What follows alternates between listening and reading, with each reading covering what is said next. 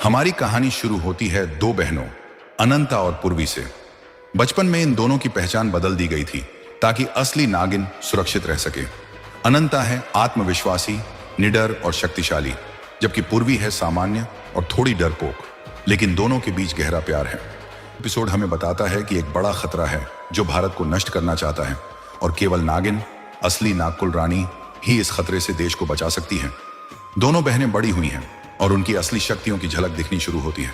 तो चलिए अब बढ़ते हैं एपिसोड 2 पर। एपिसोड 2 में कहानी और रोमांच बढ़ जाता है। पूर्वी के अंदर अजीब बदलाव दिखने लगते हैं। उसे महसूस होता है कि उसकी शक्तियां अब केवल सपने में नहीं बल्कि हकीकत में जाग रही हैं।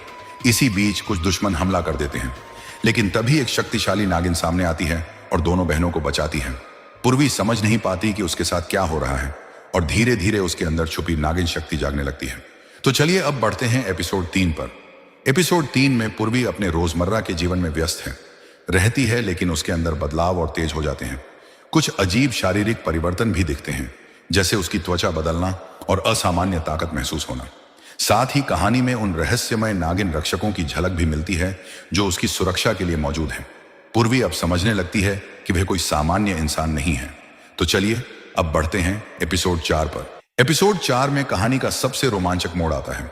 पूर्वी को अपनी शक्तियों का पहला असली उपयोग करना पड़ता है।